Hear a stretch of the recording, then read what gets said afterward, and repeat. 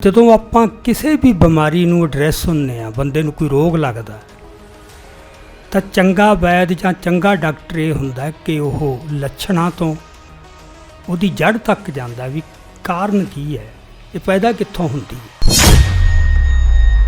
ਜਿਹਨੇ ਵੀ ਨਸਲਕੁਸ਼ੀ ਕੀਤੀ ਹੈ ਇਸ ਸਦੀ ਦੇ ਵਿੱਚ ਸਾਰੇ ਉਹ ਤੋਂ ਮੁਨਕਰ ਲਗਾਤਾਰ ਹੁੰਦੇ ਆ ਰਹੇ ਅੱਜ ਵੀ। ਉਸ ਮੌਕੇ ਦੀ ਜਿਹੜੀ ਸਟੇਟ ਹੈ ਉਹਦੀ ਮਿਲੀ ਭੁਗਤ, ਕੱਲੀ ਸਹਿਮਤੀ ਨਹੀਂ, ਮਿਲੀ ਭੁਗਤ, ਕੋਲੈਬੋਰੇਸ਼ਨ ਤੋਂ ਬਿਨਾਂ ਏਡਾ ਵੱਡਾ ਕਤਲੇਆਮ ਪੋਸੀਬਲ ਨਹੀਂ।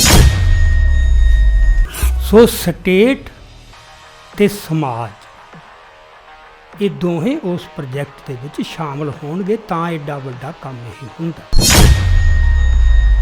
ਉਹ ਇੰਪਲਸ ਜਿਹੜੀ ਜੈਨੋਸਾਈਡ ਉਹ ਕਿੱਥੋਂ ਭਲਾ ਕਿਉਂ ਐਕਟੀਵੇਟ ਹੁੰਦੀ ਹੈ। ਜਿਹੜੀ ਰਾਜ ਦੀ ਦਾਅਵੇਦਾਰੀ ਹੈ ਯਾਰ, ਕਿੱਥੇ ਕਿਹੜਾ ਰਾਜ ਕਰੂ। ਜੇ ਤੁਸੀਂ ਇੱਕ ਰਾਜ ਕਿਸੇ ਤੋਂ ਖੋਹਣਾ ਚਾਹੁੰਦੇ ਹੋ, ਭਾਵੇਂ ਪੀਸਫੁਲ ਢੰਗ ਨਾਲ ਭਾਵੇਂ ਜੰਗ ਨਾਲ, ਉਹਦੀ ਲੈਜੀਟੀਮੇਸੀ ਕੀ ਹੈ ਭਲਾ। ਖੋ ਤਾਂ ਲਓਗੇ, ਜੇ ਤਾਕਤ ਹੈ ਕੌਣ ਹਟਾ ਲੂਗਾ। ਅੱਜ ਦੇ ਯੁੱਗ ਦਾ ਜਿਹੜਾ ਫਰਕ ਇਹ ਹੈ, ਇੱਥੇ ਤੁਹਾਨੂੰ ਉਹਦੀ ਪੋਲੀਟੀਕਲ ਲੈਜੀਟੀਮੇਸੀ ਦਿਖਾਉਣੀ ਪੈਂਦੀ ਹੈ ਵੀ ਕਿਉਂ ਅਸੀਂ ਦਾਅਵੇਦਾਰ ਭਲਾ ਕਿਉਂ ਆ, ਅਤੇ ਉਹਦੇ ਕੋਲ ਤੁਹਾਡੇ ਕੋਈ ਪੁਖਤਾ ਦਲੀਲ ਚਾਹੀਦੀ ਹੈ ਤਾਂ ਉਹ ਪ੍ਰਵਾਨ ਹੋਊਗਾ ਕੌਮਾਂਤਰੀ ਭਾਈਚਾਰੇ ਦੀਆਂ ਨਜ਼ਰਾਂ 'ਚ। ਜਦੋਂ ਪਹਿਲੀ ਚੋਣ ਹੋਈ ਆ 1952 ਦੇ ਵਿੱਚ, ਆਮ ਚੋਣ, ਮਤਲਬ ਲੋਕ ਭੰਗੜੇ ਪਾਉਂਦੇ ਫਿਰਦੇ ਸੀ ਵੀ ਸਾਡਾ ਰਾਜ ਆ ਗਿਆ। ਹਰ ਕਿਸਮ ਦੇ, ਕੀ ਦਲਿਤ, ਕੀ ਸਿੱਖ, ਕੀ ਈਸਾਈ, ਸਾਰੇ ਹੀ ਮਤਲਬ ਇਸ ਤਰ੍ਹਾਂ ਦੇ। ਤੁਸੀਂ ਦੇਖੋ ਉਮੀਦਾਂ ਕਿੰਨੀਆਂ, ਜਾਂ ਭੁਲੇਖੇ ਕਹਿ ਲਓ, ਅੱਜ ਤਾਂ ਭੁਲੇਖੇ ਕਹਿੰਦੇ ਆ, ਉਸ ਮੌਕੇ ਉਮੀਦਾਂ ਕਿੰਨੀਆਂ ਸੀ। ਕਾਂਗਰਸ ਜਿਹੜੀ ਸੀ ਉਹ ਸਾਰੀ ਸਟਰਗਲ ਦੇ ਵਿੱਚੋਂ, ਆਜ਼ਾਦੀ ਦੀ ਚੋਂ, ਉਹ ਇੱਕ ਨੈਸ਼ਨਲਿਜ਼ਮ ਦਾ ਸਿੰਬਲ ਬਣ ਕੇ ਉੱਭਰਿਆ। ਇਹ ਹੈ ਜਿਨ੍ਹਾਂ ਨੇ ਸਾਨੂੰ ਆਜ਼ਾਦੀ ਦਵਾਈ ਹੈ। ਮੈਨੂੰ ਪਤਾ ਖਾੜਕੂ ਲਹਿਰ ਵੇਲੇ ਜਦੋਂ ਹਿੰਦੂ ਮਾਰੇ ਜਾਂਦੇ ਸੀ, ਆਮ ਲੋਕਾਂ ਦਾ ਪ੍ਰਤੀਕਰਮ ਹੁੰਦਾ ਸੀ, ਯਾਰ ਇਹ ਸਿੱਖਾਂ ਵਾਲਾ ਕੰਮ ਤਾਂ ਹੈ। ਜਿਵੇਂ ਐਂ ਲੱਗਦਾ ਸਾਡੇ ਵਾਸਤੇ ਵੀ, ਸਾਡਾ ਵੀ ਸਿਰ ਨੀਵਾਂ ਹੁੰਦਾ।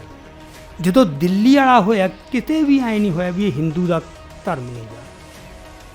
ਕਿਸੇ ਨੇ ਨਹੀਂ ਕਿਹਾ ਵੀ ਇਹ ਧਰਮ ਹਿੰਦੂ ਦਾ ਨਹੀਂ। ਵਾਹਿਗੁਰੂ ਜੀ ਕਾ ਖਾਲਸਾ, ਵਾਹਿਗੁਰੂ ਜੀ ਕੀ ਫਤਿਹ। ਮੈਂ ਜਿਹੜੀ ਗੱਲ, ਜੋ ਮੇਰਾ ਵਿਸ਼ਾ ਕਿ ਉਹਦੇ ਪਿੱਛੇ ਕੰਮ ਕਰਦੀ ਰਾਜਸੀ ਵਿਚਾਰਧਾਰਾ ਕੀ ਹੈ, ਕਿਉਂਕਿ ਨਸਲਕੁਸ਼ੀ ਬਾਰੇ ਤੁਸੀਂ ਉਹਦੇ ਸਾਰੇ ਵਰਤਾਰੇ ਦੇ ਕਾਫੀ ਪੱਖਾਂ ਬਾਰੇ ਬੜੀ ਡਿਟੇਲ 'ਚ ਗੱਲ ਸੁਣ ਲਈ ਹੈ। ਪਰ ਜਦੋਂ ਆਪਾਂ ਕਿਸੇ ਵੀ ਬਿਮਾਰੀ ਨੂੰ ਐਡਰੈਸ ਹੁੰਦੇ ਆ, ਬੰਦੇ ਨੂੰ ਕੋਈ ਰੋਗ ਲੱਗਦਾ ਹੈ, ਤਾਂ ਚੰਗਾ ਵੈਦ ਜਾਂ ਚੰਗਾ ਡਾਕਟਰ ਇਹ ਹੁੰਦਾ ਕਿ ਉਹ ਲੱਛਣਾਂ ਤੋਂ ਉਹਦੀ ਜੜ ਤੱਕ ਜਾਂਦਾ ਵੀ ਕਾਰਨ ਕੀ ਹੈ, ਇਹ ਪੈਦਾ ਕਿੱਥੋਂ ਹੁੰਦੀ ਹੈ। ਸੋ ਮੈਂ ਜਿੰਨੀ ਕੁ ਗੱਲ ਕਰੂੰ ਉਹ ਇਹ ਹੈ ਕਿ ਸਭ ਕੁਛ ਇਹ ਤਾਂ ਲੱਛਣ ਹੈ ਨਾ ਗਾਹਾਂ, ਵੀ ਐਂ ਕੀਤਾ ਜਾਂਦਾ, ਇਸ ਤਰ੍ਹਾਂ ਕੀਤਾ ਜਾਂਦਾ, ਇਸ ਤਰ੍ਹਾਂ ਕੀਤਾ ਜਾਂਦਾ ਹੈ, ਅਤੇ ਲੱਛਣਾਂ ਤੋਂ ਹੀ ਬਿਮਾਰੀ ਦਾ ਬੁੱਝੀ ਜਾਂਦੀ ਹੈ, ਡਾਇਗਨੋਜ਼ ਹੁੰਦੀ ਹੈ ਕਿ ਬਿਮਾਰੀ ਕੀ ਹੈ। ਹੁਣ ਆਪਾਂ ਇੱਕ ਸਿੰਪਲ ਜੀ ਗੱਲ ਕਰੀਏ ਕਿ ਸਾਡੇ ਨਾਲ ਪਹਿਲਾਂ 2 ਘੱਲੂਘਾਰੇ ਹੋਏ ਨੇ 18ਵੀਂ ਸਦੀ 'ਚ। ਉਹ ਘੱਲੂਘਾਰੇ ਜਿਨ੍ਹਾਂ ਨੇ ਕੀਤੇ, ਉਹਨਾਂ ਨੇ ਕਿਤੇ ਵੀ ਉਹ ਤੋਂ ਮੁਨਕਰ ਨਹੀਂ ਹੋਏ। ਉਹ ਅਹਿਮਦ ਸ਼ਾਹ ਅਬਦਾਲੀ ਨੂੰ ਕਿਤੇ ਲੱਗਿਆ ਹੋਇਆ ਵੀ ਨਹੀਂ ਯਾਰ ਮੈਂ ਇਹੋ ਜਿਹਾ ਕਿਤੇ ਕਰ ਸਕਦਾ, ਉਹ ਹਿੱਕ ਠੋਕ ਕੇ ਉਹਨਾਂ ਨੇ ਕਿਹਾ ਵੀ ਕੀਤੇ ਅਸੀਂ। ਨਾਦਰ ਸ਼ਾਹ ਨੇ ਦਿੱਲੀ ਦੇ ਵਿੱਚ ਜ਼ੁਲਮ ਕੀਤਾ, ਇੱਕ ਰਾਤ 'ਚ ਹੀ ਕਿੰਨੇ ਬੰਦੇ ਕਤਲੋ ਗਾਰਤ ਕੀਤੀ, ਕਿਤੇ ਵੀ ਉਹ ਇਹ ਤੋਂ ਮੁਨਕਰ ਨਹੀਂ ਹੋਇਆ, ਅਪੋਲੋਜੈਟਿਕ ਨਹੀਂ ਹੋਇਆ ਵੀ ਮੈਥੋਂ ਇਹ ਕੀ ਹੋ ਗਿਆ। ਅਤੇ ਹੁਣ ਤੁਸੀਂ ਜਿਵੇਂ ਸੁਣ ਲਈ ਗੱਲ ਕਿ ਜਿਹਨੇ ਵੀ ਨਸਲਕੁਸ਼ੀ ਕੀਤੀ ਹੈ ਇਸ ਸਦੀ ਦੇ ਵਿੱਚ ਸਾਰੇ ਉਹ ਤੋਂ ਮੁਨਕਰ ਲਗਾਤਾਰ ਹੁੰਦੇ ਆ ਰਹੇ ਅੱਜ ਵੀ।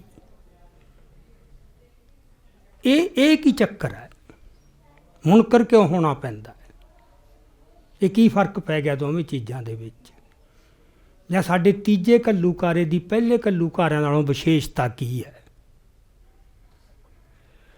ਦੇਖੋ ਇੱਕ ਗੱਲ ਆਪਾਂ ਸਿੰਪਲ ਜੀ ਸਮਝ ਕੇ ਚੱਲਦੇ ਹਾਂ ਕਿ ਜਦੋਂ ਵੀ ਇਹ ਜਿਹੜਾ ਕਤਲੇਆਮ ਇਸ ਤਰ੍ਹਾਂ ਹੁੰਦਾ ਹੈ, ਇੱਕ ਤਾਂ ਜਥੇਬੰਦਕ ਰੂਪ 'ਚ ਆਪ ਮਾਰੇ ਨਹੀਂ ਵੀ ਉਹੀ ਹੋ ਗਿਆ, ਮਨ ਦੇ ਵਿੱਚ ਗੁੱਸਾ ਆਇਆ ਤੇ ਕਤਲ ਹੋ ਗਿਆ।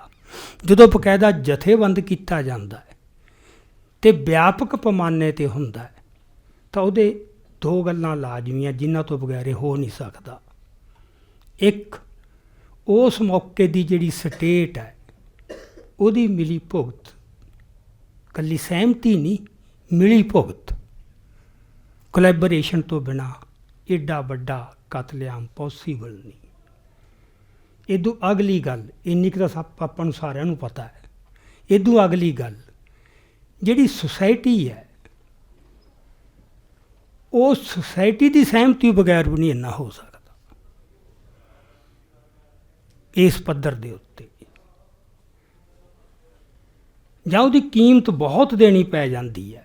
ਇਹ ਨਹੀਂ ਹੋ ਸਕਦਾ ਵੀ ਉਹੀ ਕਰਕੇ ਤੇ ਮੁੜ ਕੇ ਫਿਰ ਉਹ ਲੈਂਡਸਲਾਈਡ ਵਿਕਟਰੀ 1 ਮਹੀਨੇ ਬਾਅਦ ਹੀ ਇੰਨੀ ਹੁੰਝਾ ਫਿਰ ਉਹ ਜਿੱਤ ਹਾਸਲ ਕਰ ਲੈਣ।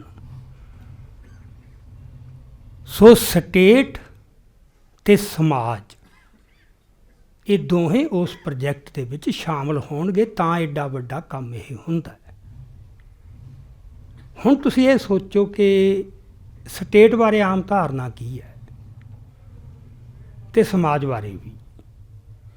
ਸਟੇਟ ਬਾਰੇ ਸਾਡੀ ਆਮ ਧਾਰਨਾ ਇਹ ਹੈ, ਅੱਜ ਦੀ ਜੋ ਸਟੇਟ ਹੈ, ਪਹਿਲੀਆਂ ਛੱਡੋ ਮੱਧ ਯੁੱਗ ਦੇ ਵਿੱਚ ਜੋ ਸਟੇਟਸ ਹੁੰਦੀਆਂ ਸੀ ਉੱਥੇ ਤਾਂ ਚੱਲਦਾ ਸੀ ਮਾਈਟ ਇਜ਼ ਰਾਈਟ, ਵੀ ਜਿਹਦੇ ਕੋਲ ਤਾਕਤ ਹੈ ਉਹ ਜੋ ਮਰਜ਼ੀ ਕਰੇ, ਉਹਨੂੰ ਕੋਈ ਕੁਐਸਚਨ ਨਹੀਂ ਕਰ ਸਕਦਾ। ਹੁਣ ਤਾਂ ਤਾਕਤ ਦੇ ਨਾਲ ਹੀ ਟੱਕਰਿਆ ਜਾ ਸਕਦਾ ਮੁਕਾਬਲੇ ਦਾ, ਹੋਰ ਕੋਈ ਉੱਥੇ ਵਿਚਾਰਾਂ ਦਾ ਵੱਡਾ ਚੱਕਰ ਨਹੀਂ ਸੀ ਹੁੰਦਾ। ਸੋ ਸਟੇਟ ਬਾਰੇ ਜਿਹੜੀ ਅੱਜ ਦੀ ਸਟੇਟ ਹੈ ਉਹਦੇ ਬਾਰੇ ਆਮ ਧਾਰਨਾ ਇਹ ਹੈ ਕਿ ਇਹ ਨਿਰਪੱਖ ਹੁੰਦੀ ਹੈ। ਇੱਕ ਇਹੀ ਜਿਹੀ ਸੰਸਥਾ ਹੈ ਜਿਹੜੀ ਭਾਈਚਾਰਿਆਂ ਦੇ ਮਾਮਲੇ 'ਚ ਵੀ ਨਸਲ ਹੈ, ਧਰਮ ਹੈ, ਜਾਤ ਹੈ, ਇਹਨਾਂ ਮਾਮਲਿਆਂ ਦੇ ਵਿੱਚ ਇਹ ਨਿਰਪੱਖ ਹੁੰਦੀ ਹੈ, ਕਿਸੇ ਇੱਕ ਦਾ ਪੱਖ ਪੂਰਨਦੀ ਨਹੀਂ, ਜੋ ਆਦਰਸ਼ਕ ਧਾਰਨਾ ਹੈ।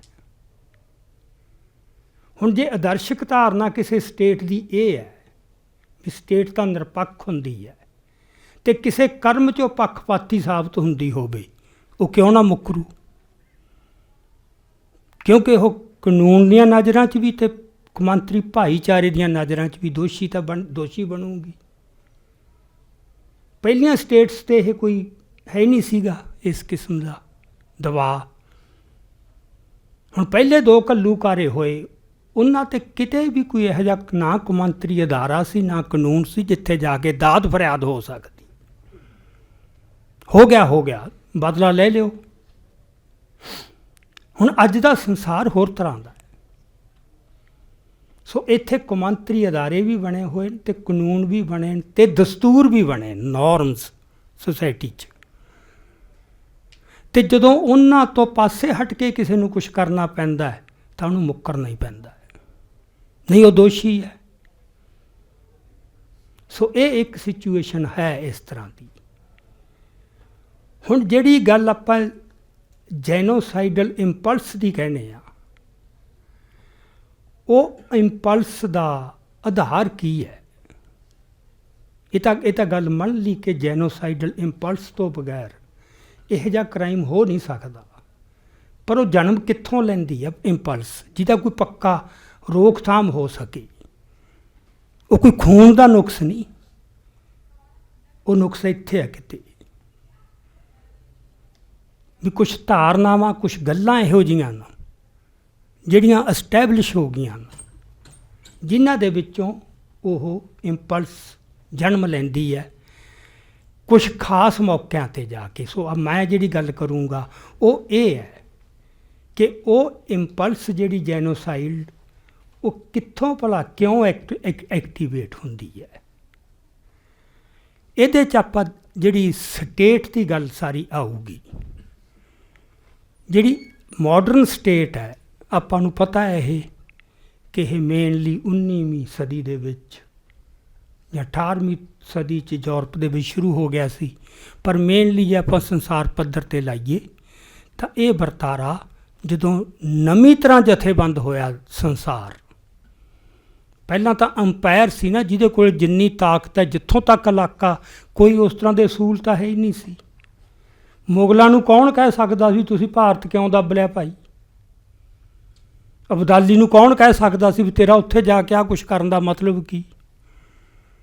ਤਾਕਤ ਹੈਗੀ ਆ ਅਗਲੇ ਕੋਲੇ, ਕਰਦੇ ਸੀਗੇ ਸਾਰੀ ਦੁਨੀਆ ਹੀ।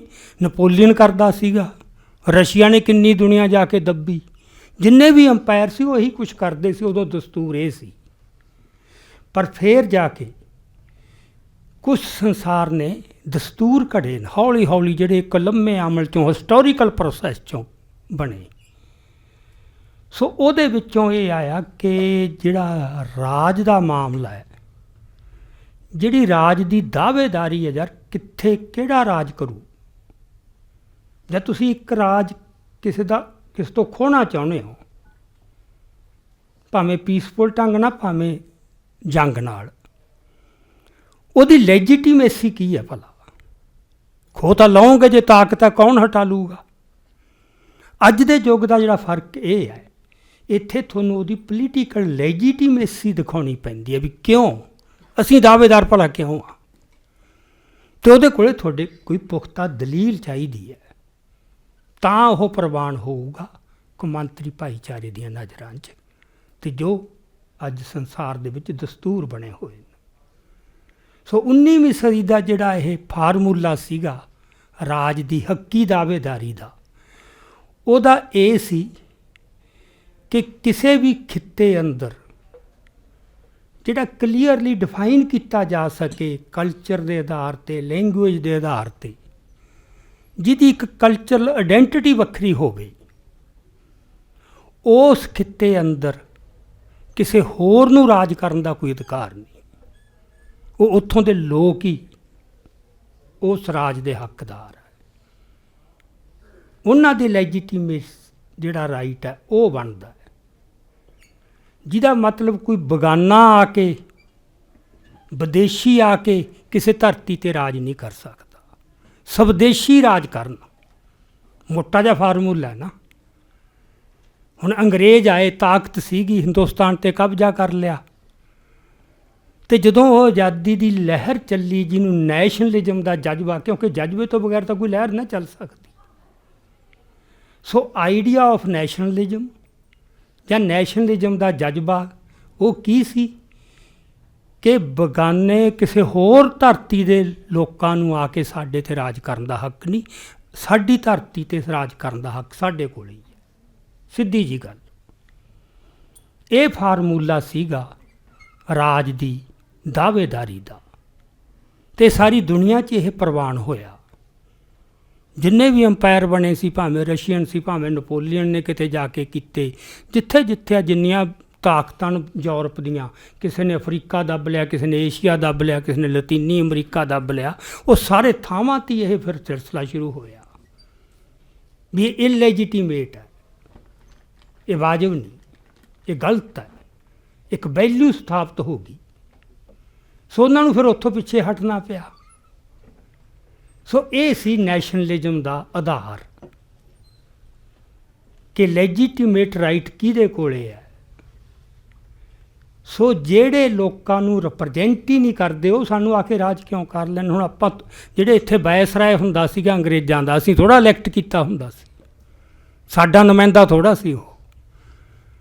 ਹਾਂ, ਇੱਥੋਂ ਦੇ ਮਤਲਬ ਫਿਰ ਇਹ ਵੀ ਤੁਸੀਂ ਤੁਹਾਡੇ ਹੀ ਨੁਮਾਇੰਦੇ ਉਸ ਧਰਤੀ ਦੇ, ਉਸ ਸੱਭਿਆਚਾਰ ਦੇ, ਜਾਂ ਉਸ ਕੌਮ ਦੇ ਆਪਦੇ ਨੁਮਾਇੰਦੇ ਹੀ ਰਾਜ ਕਰਨ। ਮੋਟੀ ਜੀ ਗੱਲ ਜੇ ਆਪਾਂ ਕਹੀਏ, ਇਹ ਇੱਕ ਗੱਲ ਐਸਟੈਬਲਿਸ਼ ਹੋ ਗਈ ਜਿਹੜੀ ਹੌਲੀ ਹੌਲੀ ਸਾਰੀ ਦੁਨੀਆ 'ਚ ਲਾਗੂ ਹੋ ਗਈ। ਅੱਜ ਵੀ ਜਦੋਂ ਕੋਈ ਕੌਮਾਂਤਰੀ ਝਗੜਾ ਆਉਂਦਾ, ਭਾਵੇਂ UN 'ਚ ਆਵੇ, ਭਾਵੇਂ ਕਿਤੇ ਹੋਰ ਆਵੇ, ਉਹ ਇਸ ਆਧਾਰ 'ਤੇ ਨਜਿੱਠਿਆ ਜਾਊਗਾ ਵੀ ਉਹ ਲੈਜੀਟੀਮੇਟ ਹੈ ਕਿ ਨਹੀਂ।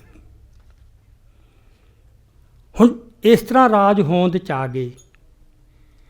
ਹੁਣ ਜਿਹੜਾ ਨੈਸ਼ਨਲਿਜ਼ਮ ਹੈ, ਉਹਦੇ ਪਿੱਛੇ ਇੱਕ ਆਈਡੀਆ ਪਿਆ ਹੈ ਨੇਸ਼ਨ ਦਾ। ਨੈਸ਼ਨਲਿਜ਼ਮ ਕਿਹਦਾ?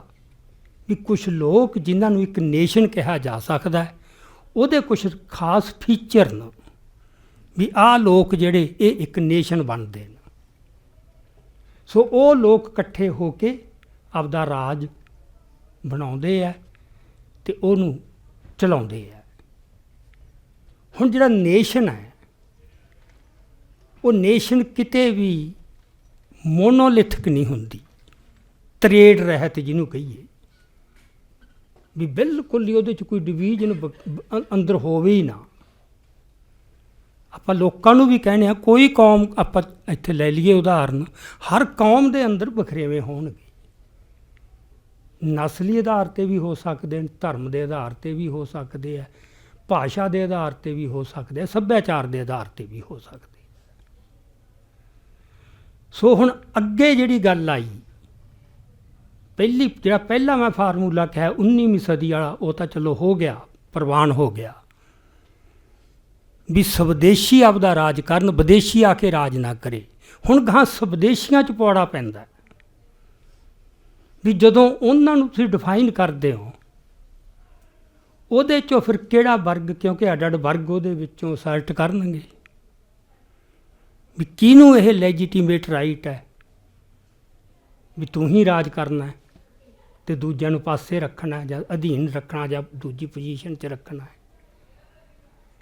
ਸੋ ਇਹ ਸੈਕੰਡ ਸਟੇਜ ਜਿਹੜੀ ਆਈ ਵੀ ਕੌਮੀ ਰਾਜ ਤਾਂ ਬਣ ਗਏ, ਨੇਸ਼ਨ ਸਟੇਟਸ ਬਣ ਗਈਆਂ, ਪਰ ਅੱਗੇ ਜਿਹੜਾ ਇੱਕ ਪ੍ਰੋਜੈਕਟ ਹੁੰਦਾ ਹੈ ਕਿ ਜਿਹੜਾ ਆਧਾਰ ਉਹਦਾ ਨੇਸ਼ਨ ਹੈ, ਉਹ ਨੇਸ਼ਨ ਬਿਲਡਿੰਗ ਦਾ ਫਿਰ ਸਿਲਸਿਲਾ ਸ਼ੁਰੂ ਹੁੰਦਾ ਹੈ ਸਟੇਟ ਦੀ ਮਦਦ ਨਾਲ, ਕਿਉਂਕਿ ਨੇਸ਼ਨ ਕੋਈ ਐਂ ਨਹੀਂ ਵੀ ਪਹਿਲਾਂ ਐਨ ਪੱਕੀ ਬਣੀ ਪਈ ਹੁੰਦੀ ਹੈ, ਕੁਛ ਗੱਲਾਂ ਸਾਂਝੀਆਂ ਹੁੰਦੀਆਂ ਪਰ ਉਹਨਾਂ ਨੂੰ ਫਿਰ ਪੱਕੇ ਪੈਰੀਂ ਕਰਨਾ ਹੁੰਦਾ, ਕੰਸੋਲੀਡੇਟ ਕਰਨਾ।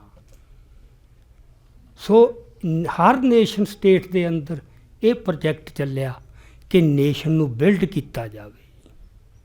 ਹੁਣ ਜਿਹੜੀ ਨੇਸ਼ਨ ਬਿਲਡਿੰਗ ਦਾ ਪ੍ਰੋਸੈਸ ਹੈ ਉਹ ਬੇਸਿਕਲੀ ਇਹ ਹੈ ਕਿ ਅੰਦਰ ਜਿੰਨੀਆਂ ਕੋਈ ਤਰੇੜਾਂ ਅਤੇ ਫਰਕ ਸ਼ਰਕ ਪਏ ਨਾ, ਉਹਨਾਂ ਨੂੰ ਮੇਟਿਆ ਜਾਵੇ ਵੀ ਤਾਂ ਕਿ ਇੱਕ ਬਿਲਕੁਲ ਜਿਵੇਂ ਮੋਨੋਲਿਥਿਕ ਇੱਕ ਦੇਹ ਜਿਵੇਂ ਹੁੰਦੀ ਹੈ ਨਾ, ਜਿਵੇਂ ਇੱਕ ਪੱਥਰ ਜਿਹਦੇ 'ਚ ਕੋਈ ਤਰੇੜ ਹੀ ਕੋਈ ਨਹੀਂ, ਕਿੱਥੇ ਇੱਟਾਂ ਤੁਸੀਂ ਚਿਣਨੀਆਂ ਉਹ ਤਾਂ ਜਦੋਂ ਮਰਜ਼ੀ ਉਖੜ ਸਕਦੀਆਂ ਨਾ, ਇਹ ਭੈ ਜਿਹੜਾ ਨਾ ਵੀ ਉਖੜ ਸਕਦੀਆਂ, ਇਹ ਤੋਂ ਕੋਈ ਸਟੇਟ ਮੁਕਤ ਨਹੀਂ, ਪਰਪੈਚੁਅਲ ਫੀਅਰ ਹਰ ਸਟੇਟ ਸਾਹਮਣੇ। ਉਹਨੂੰ ਅੰਦਰ ਕੁਛ ਦਿਸੀ ਜਾਂਦਾ ਹੁੰਦਾ ਵੀ ਯਾਰ ਆਹ ਅਜੇ ਸਾਥੋਂ ਵੱਖਰੇ ਜਿਹਾ ਕੁਛ, ਅਜੇ ਇੱਥੇ ਆਹ ਕੁਛ ਫਰਕ ਸ਼ਰਕ ਜੇ ਪਏ ਹੈ। ਸੋ ਉੱਥੋਂ ਫਿਰ ਜਿਹੜਾ ਪ੍ਰੋਸੈਸ ਚੱਲਦਾ ਹੈ ਨੇਸ਼ਨ ਬਿਲਡਿੰਗ ਦਾ।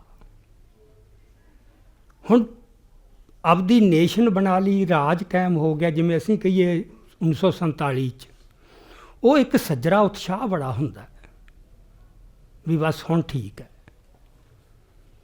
ਜਿਹੜੇ ਤੁਹਾਡੇ ਬੰਦਿਆਂ ਦਾ ਕਿਤੇ ਪਾਰਟੀਆਂ 'ਚ ਐਕਸਪੀਰੀਅੰਸ ਹੈ ਕੰਮ ਕਰਨ ਦਾ, ਜਦੋਂ ਕਿਸੇ ਸਪਲਿਟ ਹੁੰਦੀ ਹੈ ਜਥੇਬੰਦੀ 'ਚ, ਬੜਾ ਉਤਸ਼ਾਹ ਹੁੰਦਾ ਯਾਰ ਇਹਨਾਂ ਨੇ ਰੋਕਿਆ ਹੋਇਆ ਸੀ ਕੰਮ, ਬਸ ਹੁਣ ਸਾਡਾ ਕੰਮ ਐਂ ਚੱਲੂਗਾ।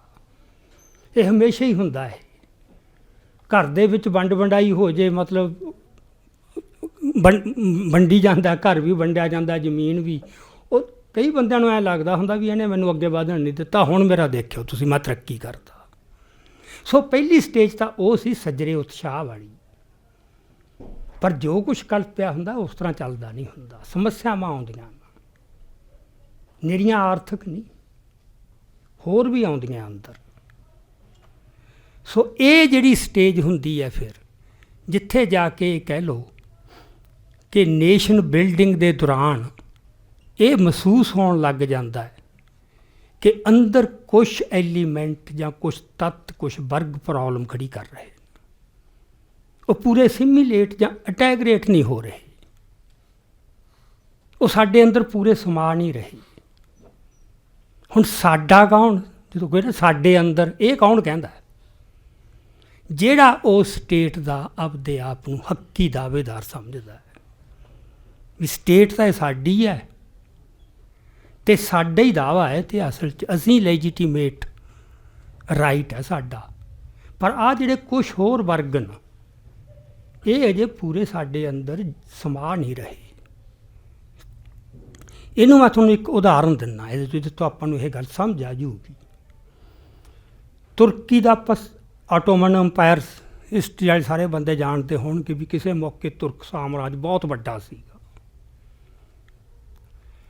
ਉਸ ਤੋਂ ਬਾਅਦ 20ਵੀਂ ਸਦੀ ਦੇ ਸ਼ੁਰੂ ਦੇ ਸਾਲਾਂ 'ਚ ਉੱਥੇ ਯੰਗ ਟਰਕਸ ਉੱਭਰੇ।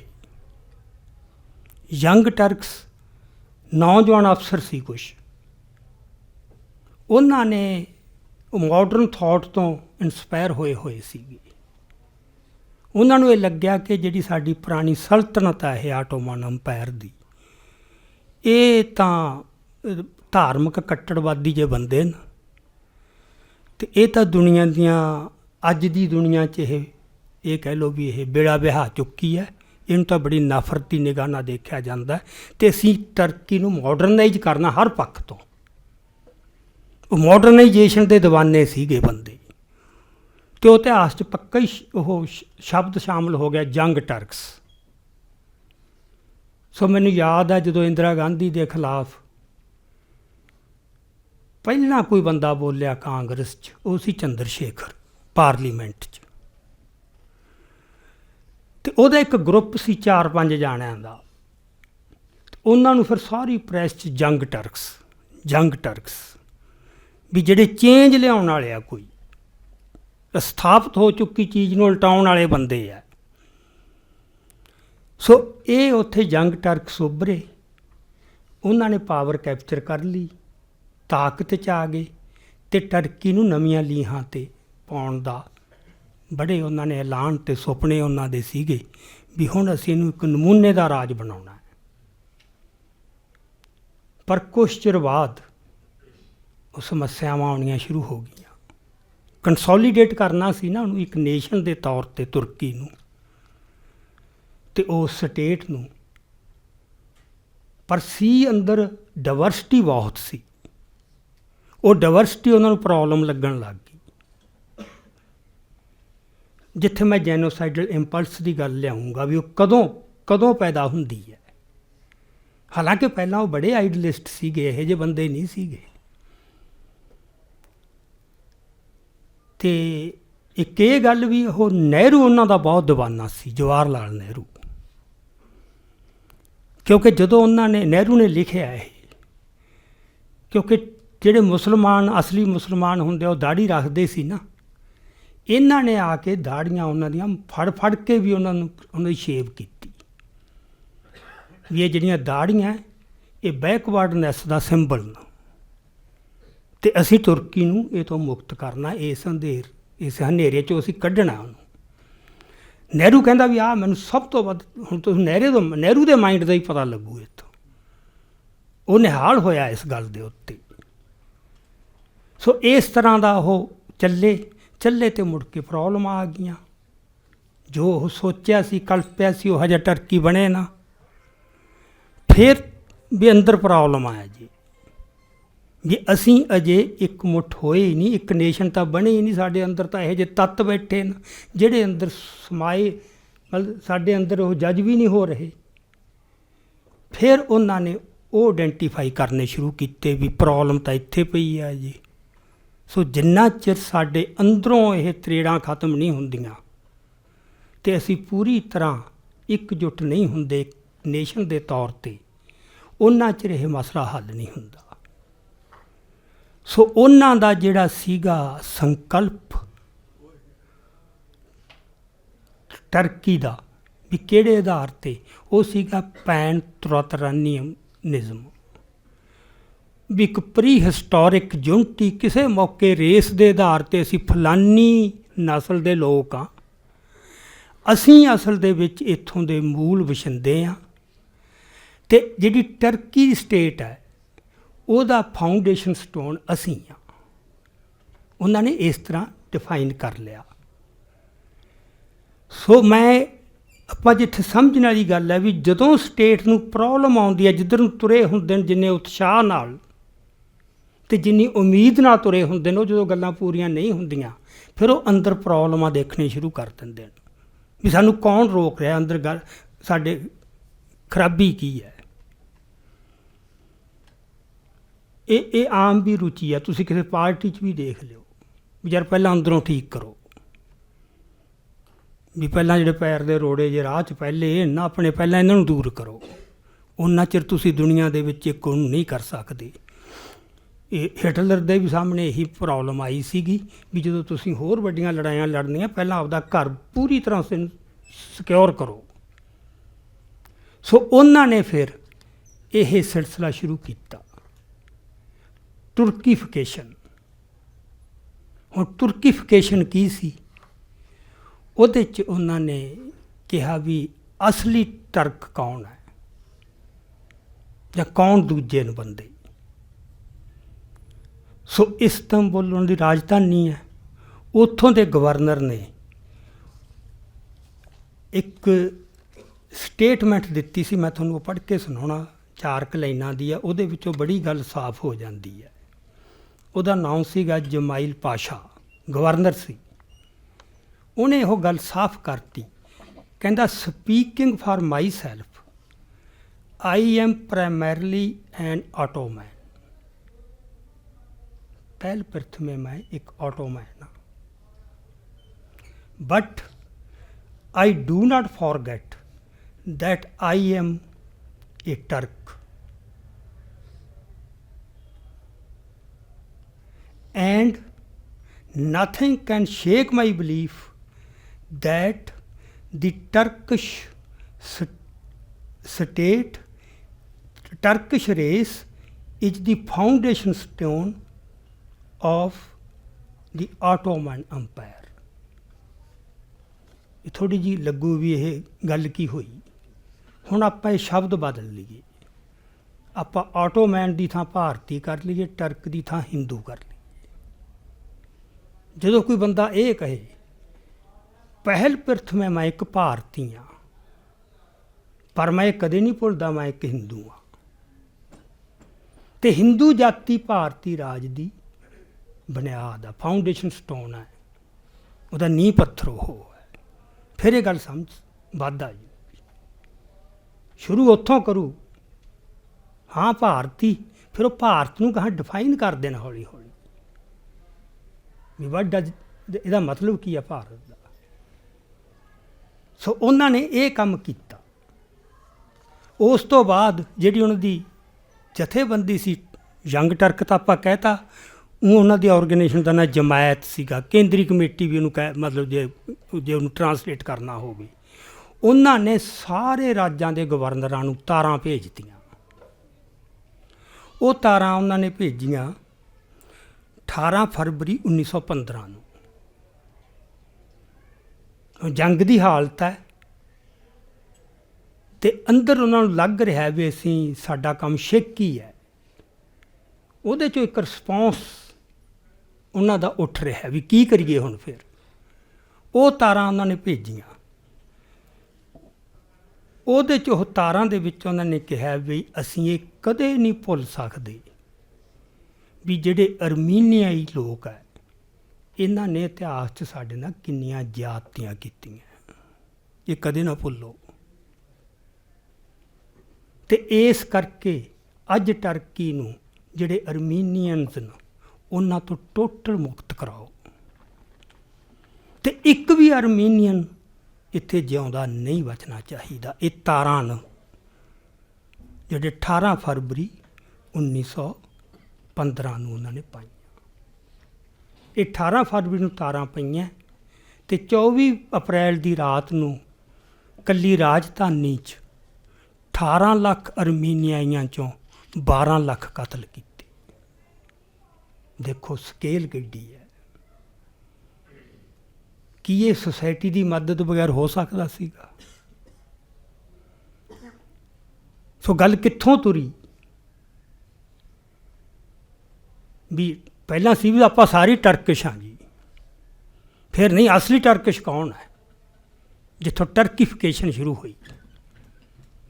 ਫਿਰ ਉਹਦੇ 'ਚੋਂ ਕਰਦੇ ਕਰਦੇ ਵੀ ਆਹ ਨਹੀਂ, ਆਹ ਨਹੀਂ, ਆਹ ਨਹੀਂ, ਆਹ ਹੈ ਅਸਲ 'ਚ। ਫਿਰ ਉਹਦੀ ਸੁਪਰੀਮੇਸੀ ਸਥਾਪਿਤ ਕਰਨ ਦੀ। ਸੋ ਉਹ ਜਦੋਂ ਅਰਮੀਨੀ ਲੋਕਾਂ ਦੇ ਉਹ ਕਤਲੇਆਮ ਹੋਇਆ, ਫਿਰ ਜਿਹੜੇ ਬੱਚੇ ਹੈ, ਔਰਤਾਂ ਹੈ, ਉਹ ਡਰਦੇ ਮਾਰੇ ਭੱਜੇ। ਮਾਰੂਥਲ ਸੀਗਾ ਉੱਥੇ, ਫਿਰ ਉਹਨਾਂ 'ਤੇ ਹਮਲੇ ਕਰਵਾਏ ਕੀ ਤੋਂ? ਕੁਰਦਾਂ ਤੋਂ। ਮਤਲਬ ਇਹ ਤੁਸੀਂ ਦੇਖੋ ਇਤਿਹਾਸ ਦੀਆਂ ਤਰਾਸਦੀਆਂ ਕਿਸ ਕਿਸਮ ਦੀਆਂ ਵਾਪਰਦੀਆਂ। ਕੁਰਦ ਜਿਹੜੇ ਅੱਜ ਤੱਕ ਸਭ ਤੋਂ ਵੱਧ ਜ਼ੁਲਮਾਂ ਦੇ ਸ਼ਿਕਾਰ ਨੇ, ਉਸ ਮੌਕੇ ਉਹ ਟੂਲ ਬਣੇ। ਉਹ ਕੀ ਟੂਲ ਬਣੇ ਜਦੋਂ ਜੰਗ ਟਰਕ ਆਏ, ਜਿਸ ਕਿਸਮ ਦੇ ਉਹਨਾਂ ਨੇ ਐਲਾਨ ਕੀਤੇ, ਉਦੋਂ ਉਹ ਪਤਾ ਕਿਹਦੀ ਮਦਦ ਨਾਲ ਆਏ, ਜਿੰਨੀਆਂ ਦੇਸ਼ ਦੇ ਅੰਦਰ ਘੱਟ ਗਿਣਤੀਆਂ ਸੀ। ਮੈਰੋਨਾਈਟ ਕ੍ਰਿਸਚੀਅਨਸ, ਗ੍ਰੀਕ ਕ੍ਰਿਸਚੀਅਨਸ, ਮੈਕਡੂਨੀਅਨਸ, ਅਲਬਾਨੀਅਨਸ, ਅਰਮੀਨੀਅਨਸ, ਜਿੰਨੇ ਸੀਗੀਆਂ ਘੱਟ ਗਿਣਤੀਆਂ, ਉਹ ਸਾਰਿਆਂ ਨੇ ਗੱਜ ਵੱਜ ਕੇ ਹਮਾਇਤ ਕੀਤੀ ਵੀ ਇਹ ਬਚਾਉਣਗੇ ਸਾਨੂੰ। ਪਰ ਜਿਨ੍ਹਾਂ ਦੇ ਹੱਥੋਂ ਮੁੜ ਕੇ ਮਰਨਾ ਸੀ ਉਹਨਾਂ ਨੇ। ਇਹ ਵਾਪਰਦਾ ਇਤਿਹਾਸ ਦੇ ਬੜੇ ਵੱਡੇ ਸਬਕ ਹੈ। ਸੋ ਉਹਨਾਂ ਨੇ ਫਿਰ ਉਹਨਾਂ ਕੁਰਦਾਂ ਤੋਂ ਹੀ ਉਹਨਾਂ 'ਤੇ ਹਮਲੇ ਕਰਵਾਏ, ਭੀੜਾਂ 'ਤੇ ਲੁੱਟਿਆ ਉਹਨਾਂ ਨੂੰ, ਜੋ ਕੁਛ ਵੀ ਉਹਨਾਂ ਕੋਲ ਸੀ। ਰੇਪ ਹੋਏ ਵੱਡੀ ਪੱਧਰ 'ਤੇ, ਜਿਹਦਾ ਕੋਈ ਹਿਸਾਬ ਹੀ ਕੋਈ ਨਹੀਂ।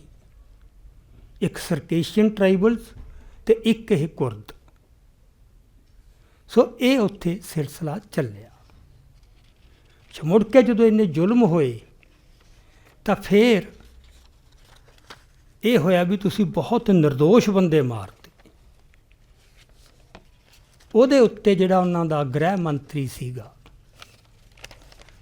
ਤਲਾਤ ਬੇ ਉਹਦਾ ਨਾਮ ਸੀਗਾ, ਉਹਨੇ ਬਿਆਨ ਦਿੱਤਾ ਇੱਕ ਇੰਟਰਵਿਊ ਦੇ ਵਿੱਚ। ਉਹਨੇ ਇਹ ਗੱਲ ਕਹੀ, ਕਹਿੰਦਾ ਵੀ ਸਾਨੂੰ ਅਕਸਰ ਕੋਸਿਆ ਜਾਂਦਾ ਵੀ ਤੁਸੀਂ ਬਹੁਤ ਸਾਰੇ ਨਿਰਦੋਸ਼ ਮਾਰਤੇ, ਨਿਰਦੋਸ਼ ਨਹੀਂ ਸੀ ਮਰਨਾ ਚਾਹੀਦੇ। ਉਹ ਕਹਿੰਦਾ it is not possible, it is impossible. ਜਿਹੜੇ ਅੱਜ ਨਿਰਦੋਸ਼ ਹਨ ਉਹ ਕੱਲ੍ਹ ਨੂੰ ਦੋਸ਼ੀ ਬਣ ਸਕਦੇ ਨੇ, ਸਿੱਧੀ ਗੱਲ। ਇਹ ਨਹੀਂ ਵੀ ਦੋਸ਼ੀ ਕੌਣ ਹੈ, ਉਸ ਦਾ ਉਸ ਰੇਸ ਦਾ ਹੋਣਾ ਹੀ ਜਾਂ ਉਸ ਧਰਮ ਦਾ ਹੋਣਾ ਹੀ ਆਪਦੇ ਆਪ। ਜੇ ਅੱਜ ਨਹੀਂ ਕੱਲ੍ਹ ਨੂੰ ਹੋ ਜੂ। ਆਪਾਂ ਸੁੱਚਾਨੰਦ ਵਾਲੀ ਗੱਲ ਵੀ ਸੱਪ ਦੇ ਬੱਚੇ ਹੈ ਜੀ, ਅੱਜ ਨਹੀਂ ਕੁਛ ਕੀਤਾ ਕੱਲ੍ਹ ਨੂੰ ਕਰਨਗੇ। ਗੱਲ ਉਹੀ ਤੁਰੀ ਆਉਂਦੀ ਹੈ, ਉਹ ਫੋਰਮਾਂ ਹੋਰ ਲੈ ਲੈਂਦੀ ਹੈ ਡਿਫਰੈਂਟ ਸਿਚੁਏਸ਼ਨ ਦੇ ਵਿੱਚ ਜਾ ਕੇ। ਸੋ ਉਹ ਤਲਾਤ ਵੇ ਨੇ ਇਸ ਨੂੰ ਇਸ ਤਰ੍ਹਾਂ ਮਤਲਬ ਉਹਨੂੰ ਜਸਟੀਫਾਈ ਕੀਤਾ ਸਾਰੇ ਕੁਛ ਨੂੰ। ਅਤੇ 5 ਸਾਲਾਂ ਬਾਅਦ ਜਿਹੜਾ ਉਹ ਤਲਾਤ ਵੇ ਮਿਨਿਸਟਰ ਹੈ ਉਹਨਾਂ ਦਾ, ਉਹਨੂੰ ਕਿਸੇ ਅਰਮੀਨੀਅਨ ਇਨਕਲਾਬੀ ਨੇ ਜਰਮਨੀ ਦੇ ਵਿੱਚ ਗੋਲੀ ਮਾਰ ਕੇ ਭਾਰ ਬੁਲਾਤਾ ਸੀ, ਜਿਹੜਾ ਫਿਰ ਇਸ ਤਰ੍ਹਾਂ ਵੀ ਵਰਤਾਰਾ ਚਲੋ ਚੱਲਦਾ ਹੈ। ਸੋ ਹੁਣ ਇੱਥੇ ਗੱਲ ਕੀ ਹੈ ਕਿ ਜਦੋਂ ਨੇਸ਼ਨ ਬਿਲਡਿੰਗ ਦਾ ਪ੍ਰੋਸੈਸ ਚੱਲਦਾ ਨੇਸ਼ਨ ਸਟੇਟ ਦੇ ਅੰਦਰ, ਅਤੇ ਜਦੋਂ ਸੰਕਟ ਆਉਂਦਾ, ਜਿਨ੍ਹਾਂ ਦੇ ਸੰਕਟ ਨਹੀਂ ਆਉਂਦਾ ਸਭ ਕੁਛ ਠੀਕ ਚੱਲਦਾ, ਘਰਾਂ 'ਚ ਵੀ ਸਭ ਕੁਛ ਠੀਕ ਚੱਲਦਾ, ਜਥੇਬੰਦੀਆਂ 'ਚ ਵੀ ਸਭ ਕੁਛ ਠੀਕ ਚੱਲਦਾ ਹੁੰਦਾ। ਪ੍ਰੋਬਲਮ ਆਉਂਦੀ ਹੈ ਜਦੋਂ ਸੰਕਟ ਖੜਾ ਹੁੰਦਾ ਹੈ। ਹੁਣ ਹਿੰਦੁਸਤਾਨ ਦੇ ਵਿੱਚ ਆ ਜਿਹੜਾ ਆਪਾਂ ਸਿੱਖਾਂ ਵਾਲੀ ਗੱਲ 84 ਦੀ ਨਸਲਕੁਸ਼ੀ ਦੀ ਲਈਏ, ਉਹਦਾ ਆਧਾਰ ਕੀ ਪਿਆ ਪਿੱਛੇ, ਜਾਂ ਉਹਦਾ ਪਿਛੋਕੜ ਕੀ ਹੈ,